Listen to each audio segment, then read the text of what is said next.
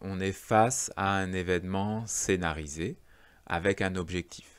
Voilà, il est évident, je pense qu'on peut poser vraiment de manière évidente qu'on est face à une production ésotérique qui va être sur plusieurs plans. Il y a le plan qu'on va t'annoncer, et puis il va y avoir un plan caché. Et peut-être il peut y avoir plusieurs niveaux là-dedans. Il y a des êtres qui sont formés là-dedans, qui sont clairement formés là-dedans et qui vont être des francs-maçons, des ésotéristes, des occultistes, et qui sont dans des sociétés secrètes et qui suivent certains enseignements, qui suivent certaines visions pendant des années et qui pensent que c'est intéressant de faire certains mouvements, de faire certains rituels, de prononcer certaines paroles, qui aiment cela, qui aiment jouer avec cela, qui aiment se moquer de toi avec cela, par exemple, qui aiment te montrer une image sordide et te dire «Oh, c'est magnifique». Moi, j'ai suivi un peu la retransmission de cet événement. Les commentateurs disent «Oh, c'est merveilleux, oh, c'est magnifique», mais on ne sait pas, en fin de compte, qu'est-ce qui est merveilleux, qu'est-ce qui est magnifique. Moi, j'attends toujours, je ne l'ai pas vu. Je n'ai pas vu le merveilleux, le magnifique, mais c'est prononcé. Voilà, c'est prononcé. Voilà, donc on te propose un sens, et ensuite, il y a des images qui ne vont pas forcément coïncider avec le sens qui est annoncé. C'est comme si on te faisait regarder Star Wars, et en fait, on te dit, bah, en fait, c'est la petite sirène. Tu vois, on te fait c'est toujours ce côté de la perversion, d'amener une perturbation cognitive, de vouloir tronquer, de vouloir te faire superposer sur certaines images un autre sens. Voilà. Parce que ça permet de saturer tes sens, ça permet de court-circuiter tes sens, ça permet de court-circuiter ta capacité de raisonnement. Et la perversion adore cela parce qu'elle obtient le pouvoir par cela.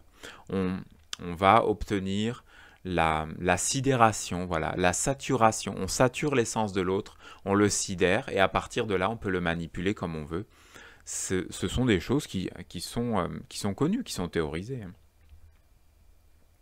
Donc on a une partie artistique qui ne présente pas de lien direct avec l'événement et le message central des organisateurs. Voilà. Euh, Ce qui est dit, c'est la cérémonie de clôture des JO. Donc on avait une ouverture, on a une clôture, on a eu un déroulement des JO, et en fait on va refermer cela, et a priori on parle des Jeux Olympiques. Et puis ce dont on s'aperçoit quand on regarde, c'est que il y a, il y a un mélange. On a fait un mélange, et tout ça évidemment c'est intentionnel, comme un bon mensonge, c'est toujours mélangé. Parce que s'il n'y a pas des éléments de réalité, il n'y a pas suffisamment d'adhérence. Donc un bon mensonge, c'est toujours mélangé. Et charge à celui qui est en face, celui qui reçoit le mensonge, de détricoter cela. Donc qu'est-ce qu'on a? On a une scène, voilà, le Stade de France, une immense scène du coup, puisque c'est tout l'intérieur du stade, toute la pelouse du stade qui est couverte de noir, et le noir dans cette situation représente a priori les océans, puisque par-dessus ça sont posés les 5 continents. Donc jusque-là, tant qu'on avait les 5 continents, on avait une cohérence avec les JO. D'accord, les 5 continents, les 5 anneaux, l'universalité du sport, la compétition pacifiste, s'affronter de manière pacifiste autour de quelque chose de ludique, autour de, euh, de quelque chose du dépassement de soi, certaines valeurs, voilà, qu'il y a le côté universel de l'humanité, c'est que tous les humains peuvent courir, tous les humains peuvent trouver quelque chose dans le fait de courir, dans le fait de faire de l'escalade, dans le fait de faire du ping-pong, voilà. Il y a quelque chose d'universel, donc effectivement, on représente les 5 continents et on est complètement raccord avec les idées des Jeux Olympiques. Oui, mais pourquoi l'océan est noir? Pourquoi les continents sont gris? Pourquoi est-ce que les formes des continents sont à ce point anguleuses? Pourquoi est-ce qu'il y a ce côté métallique? Alors on peut dire ok, c'est la mode. On peut dire ok, le noir c'est pour avoir un contraste par rapport à, c'est un côté graphique, c'est etc. Ok, on peut dire toutes ces choses-là. Et si on est dans un côté de normopathie, de conformisme, on va dire que c'est joli, c'est beau, c'est voulu pour un côté esthétique, et que en fait aller critiquer un côté esthétique, ça n'a pas vraiment de sens. Et puis si on veut prendre du recul, on se dit un esthétisme, ça va vers quelque chose. Un esthétisme, ça a un sens. Ça dit quelque chose. Ça va former ton œil, ça va induire quelque chose dans ta vie parce que, en fait, tu regardes un océan totalement noir et on te dit c'est beau et maintenant l'océan c'est beau quand c'est noir. Voilà, et les continents totalement anguleux, gris, métalliques avec des sortes de néons sur les côtés qui vont clignoter. Voilà, on te dit maintenant c'est ça qui est beau. Donc, moi je m'interroge parce que la Terre, quand on la regarde, elle n'est pas noire, elle n'est pas grise, elle n'est pas anguleuse, au contraire, elle est ronde. Tout est sphérique, tout est rond. Ce sont des formes complexes. Ce ne sont pas des formes pointues comme des couteaux, ce ne sont pas des formes pointues comme des lames de rasoir. Et il n'y a pas ce côté clignotant. Moi, je n'ai pas vu la Terre. On a aujourd'hui beaucoup d'images de la Terre vue du ciel. Il n'y a pas ça. Donc on est dans une interprétation. On est dans le désir de styliser pour aller vers quelque chose. Et donc moi je dis, ça va vers quoi? Ça va vers quoi? Et bien sûr, il y a ces photos qui sont prises d'assez haut. Et je pense qu'on ne prend pas tellement de risques à dire qu'en fin de compte, la manière dont les continents ont été stylisés, en fin de compte, ça forme un animal. Je pense qu'on peut le dire, on voit l'œil, on voit les oreilles, on voit voilà, l'Afrique et l'Amérique forment les pattes, des pattes pointues, et puis le côté est de la Russie, le côté est de l'Asie forme la tête. Et puis évidemment, alors là tout à fait interpellant, et là on cherche vraiment, on cherche le lien avec les Jeux Olympiques, il y a cette flèche, il y a une flèche qui traverse.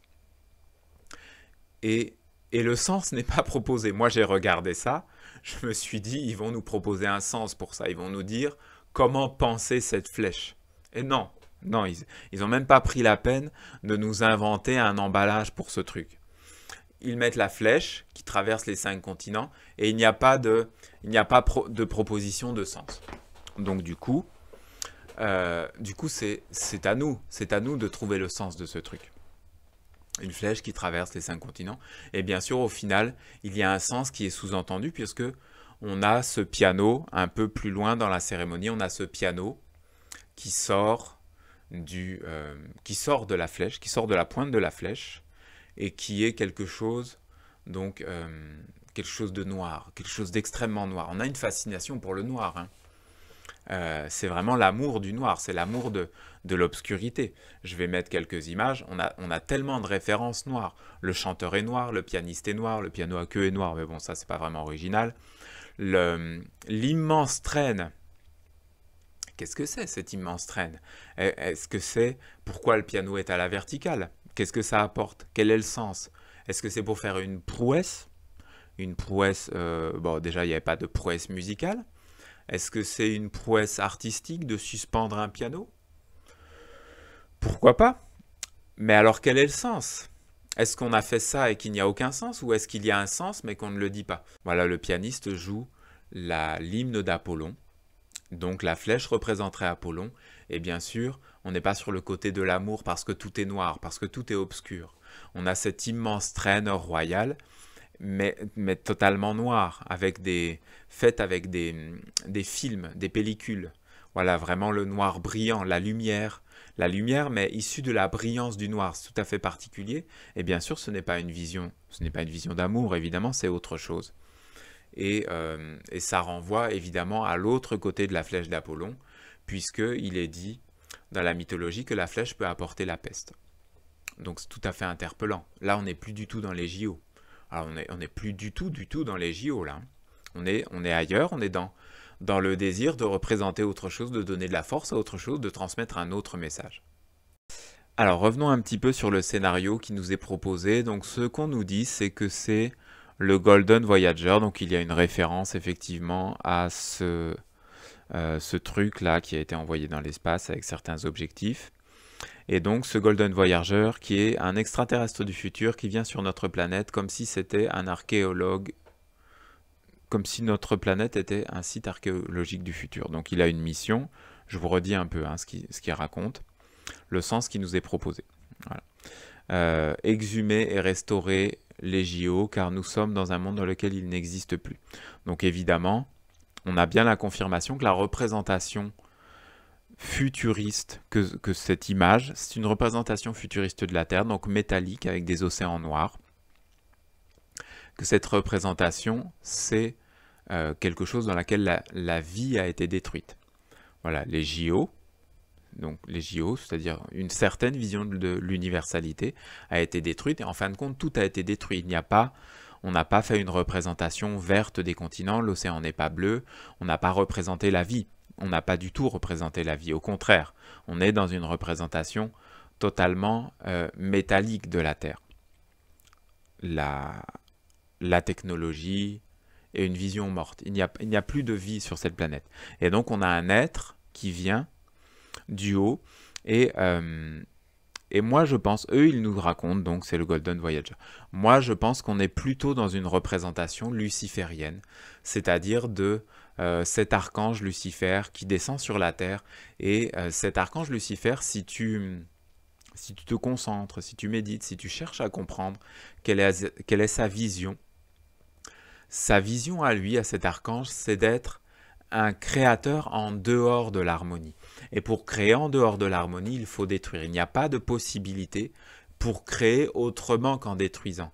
Donc, un monde créé par une planète Terre créée par l'archange Lucifer, c'est justement ce qui est représenté. C'est-à-dire des océans noirs et des continents métalliques avec rien dessus. Et toute la suite correspond à cela.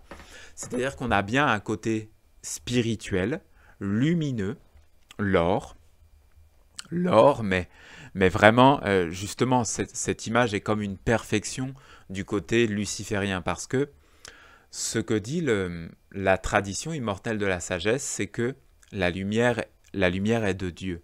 La lumière, tu peux dire le soleil, c'est pas un problème, mais la lumière vient de quelque chose de supérieur, de quelque chose de plus grand. Mais ce que dit le côté luciférien, c'est que l'homme est la lumière. C'est que l'homme, par son intelligence, est la lumière. Par sa capacité créatrice, est la lumière. C'est tout ce côté qui, évidemment, est partout dans la civilisation actuelle. C'est de dire l'homme est le plus haut. L'homme est un pur esprit qui descend sur la terre et qui vient comme s'il était lui-même le soleil. Mais l'homme n'est pas le soleil. L'homme doit être un serviteur, doit se mettre au service. Nous, c'est ce que nous pensons. Nous sommes des disciples de la sagesse, nous sommes des disciples des anges, nous sommes des disciples des lois immuables, nous sommes des disciples de ce qui est beau, mais tout le temps. Nous ne sommes pas des disciples de la beauté liée à une mode. Là, nous sommes dans une mode, nous sommes dans un courant, en fin de compte, très ponctuel, parce que c'est un courant qui va vers sa propre autodestruction. Voilà, cet archange Lucifer est un créateur en dehors de l'harmonie. Créer en dehors de l'harmonie, je me répète, mais je pense que c'est important de le comprendre. Créer en dehors de l'harmonie, ça signifie détruire. Voilà, donc on nous présente, en fin de compte, un aboutissement. Moi, je pense que ça peut être compris comme un aboutissement. L'aboutissement de l'œuvre de cet être humain. C'est un humain, en fin de compte, c'est un humain qui est comme un être supérieur qui descend. Il y a aussi cette idée d'être un ange déchu, cette idée parce que Lucifer, c'est ce côté déchu, c'était la lumière magnifique, c'était l'archange bien-aimé de Dieu, mais il a voulu devenir un créateur autonome. Et les humains, bien sûr, sont sous cette emprise, sont dans cette filiation d'être des créateurs autonomes, d'essayer de devenir eux-mêmes la lumière. On le voit, c'est partout sur la Terre, l'électricité, c'est de se dire, en fin de compte, on va produire tellement d'énergie que la Terre via l'humanité, pas via les animaux, pas via les plantes, etc. La Terre va devenir un astre lumineux. Mais un astre lumineux comment? Mais si la Terre se met un jour à produire autant d'énergie que le Soleil, mais c'est la destruction totale de la Terre. C'est des explosions nucléaires partout. La Terre n'est pas destinée à devenir productrice de lumière comme l'est le Soleil. La Terre est destinée à être porteuse de la vie, porteuse d'une forme de vie. Le Soleil aussi est une forme de vie. Mais la Terre est une autre forme de vie, une forme de vie qui apparaît en second. Après le Soleil. Le Soleil est d'abord, la lumière vient, et ensuite la vie apparaît comme une résultante, comme une manifestation, comme une manière, en fin de compte, c'est une façon de regarder, mais de se mettre, si tu regardes la fleur, si tu regardes beaucoup d'êtres, ils se sont épanouis et développés par adoration de la lumière du soleil. Ils ne se sont pas développés et épanouis contre la lumière du soleil. C'est-à-dire de se dire on va produire notre propre lumière autonome par la destruction. Parce qu'aujourd'hui, la lumière est issue de l'électricité et l'électricité est en très grande partie issue du nucléaire, c'est-à-dire une destruction. Donc on a cet être. Moi je pense que ce n'est pas un extraterrestre. Je pense que c'est une représentation d'un humain dans une filiation luciférienne et il vient sur la Terre dans un aboutissement de l'œuvre luciférienne, c'est-à-dire que c'est un monde détruit et là, qu'est-ce qui se passe? Il essaye de nous raconter, mais moi je n'y crois pas du tout, je pense que, ou alors c'est une autre universalité. Et d'ailleurs, quand ils remettent les 5 anneaux dans le ciel, voilà, j'ai parlé du ciel dans la précédente vidéo, de constituer un ciel, quand ils remettent les 5 anneaux dans le ciel, il n'y a plus de couleur. Il y a seulement la lumière. Et cette lumière, évidemment, est électrique. De manière factuelle, puisque nous avons un événement qui se passe de nuit et toute la lumière est électrique. On pourrait choisir de faire une cérémonie de clôture des JO de jour. On pourrait. On pourrait monter dans le ciel du stade les 5 anneaux et qu'ils soient de couleur. On pourrait faire plein de choses. Hein. Il y avait 1 milliard de possibilités de cérémonies de clôture des JO, mais il y en a une qui a été choisie avec un objectif ésotérique caché. Ça, je pense que c'est une évidence. Continuer à nier qu'il y a un objectif ésotérique caché, c'est vraiment vouloir être une autruche. Donc, cet être descend, voilà. Il descend, il arrive de je ne sais où, il descend. Et il est... Moi, je ne pense pas qu'il est beau. Honnêtement, je ne pense pas qu'il est beau. Il n'a pas de bouche. On va parler un peu après de pourquoi faire intégralement des costumes qui n'ont pas de bouche. Pourquoi il est... pourquoi ce nez? Pourquoi ce nez? C'est une question. Moi, je me suis posé vraiment la question de la signification ésotérique de cela. Je n'ai pas de réponse suffisamment claire pour la transmettre, mais je pense que c'est intentionnel. On n'a pas fait un espèce de faux nez improbable comme ça pour rien. Je pense qu'il y a une vision ésotérique là derrière. Et bien sûr, donc, il arrive et il commence à animer le monde, ce nouveau monde, cette nouvelle version de la Terre, cette version futuriste de la Terre vers laquelle on veut nous emmener. Il commence à l'animer. Et comment c'est animé? Mais il n'y a pas d'hommes, il n'y a pas de femmes, il n'y a pas de plantes, il n'y a pas d'animaux. Il y a quoi? Il y a des sortes... ce sont des zombies. Je suis désolé, mais comment est-ce que vous voulez appeler ça? Ce sont des êtres qui n'ont pas de bouche. Je vais vous mettre des images. Ce sont des êtres qui n'ont pas de bouche et qui n'ont pas de sens. Il n'y a pas d'oreilles, il n'y a pas de nez. Ils ont juste des yeux. Qu'est-ce que ça veut dire, juste des yeux? Mais c'est ce qu'on veut que tu sois. On veut que tu sois seulement des yeux, que tu absorbes ce qui t'est donné par les yeux et que tu la fermes. Que tu fermes tous tes sens, que tu sois vraiment un zombie. Là, ce qui t'est proposé à voir, c'est ce qu'on te demande de devenir. On te demande de devenir cela. Et après, on te met un peu de confiture acrobatique par-dessus tout ça. Ça danse, mais est-ce que c'est beau? Est-ce que c'est harmonieux? Chacun se fait son idée. Moi, je ne trouve pas ça beau. Moi, je ne trouve pas ça harmonieux. Le décor n'est pas beau, les costumes ne sont pas beaux, la musique n'est pas harmonieuse. C'est quoi cette musique en fait? C'est quoi cette musique semi-mystérieuse, semi-glauque, semi-quoi? Ça va vers quoi cette musique? Ce n'est pas une musique qui te porte, ce n'est pas une musique qui ouvre le cœur, ce n'est pas une musique d'universalité, ce n'est pas une musique que tu... Par exemple, ce n'est pas une musique que tu écouterais pour aller faire du sport. Ce n'est pas une musique que tu écouterais pour te détendre. En fait, c'est quoi? C'est quoi cette musique? Simplement, tu l'écoutes, tu te dis en fait, c'est quoi? C'est pour être sur quelque chose de factuel. Je dis cela pour être sur quelque chose de factuel. Voilà, je vais vous mettre quelques images. J'ai fait des hypothèses sur ces costumes. Pourquoi systématiquement l'absence de bouche?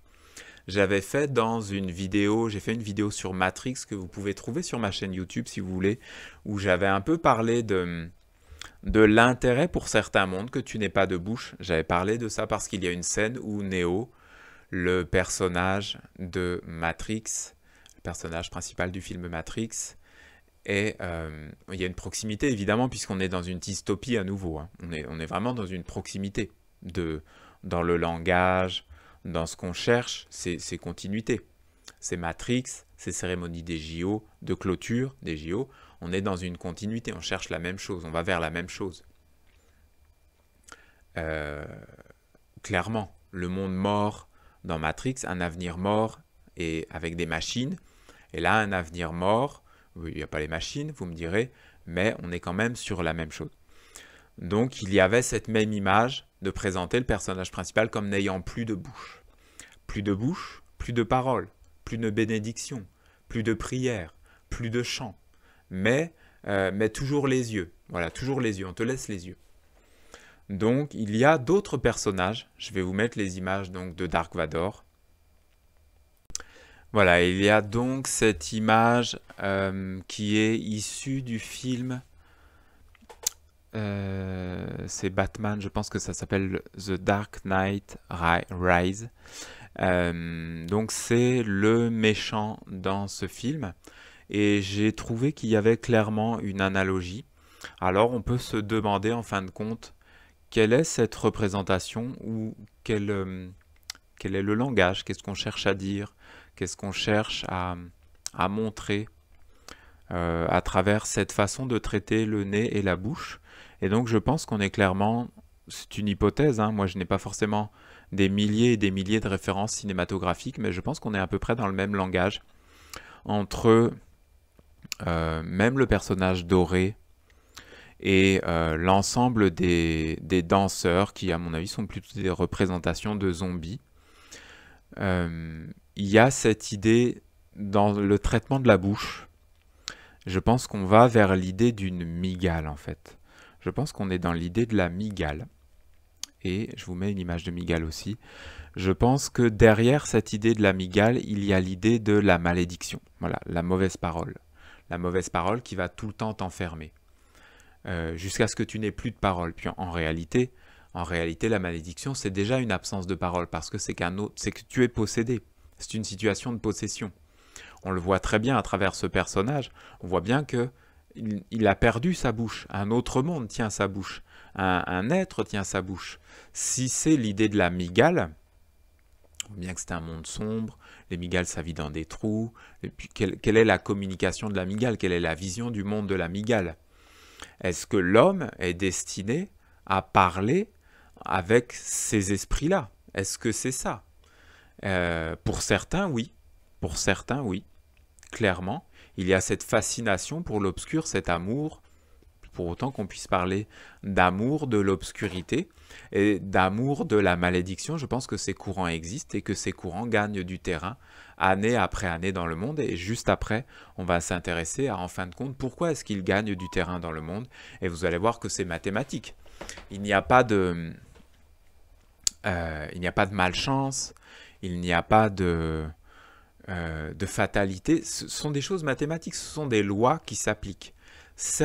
L'humanité fait certains choix et il en découle certaines conséquences. Et face à ces conséquences, l'humanité fait à nouveau d'autres choix. Et il en découle d'autres conséquences. Et ce processus, c'est comme un processus cyclique qui conduit vers quelque chose d'obscur et quelque chose qui actuellement est de plus en plus revendiqué.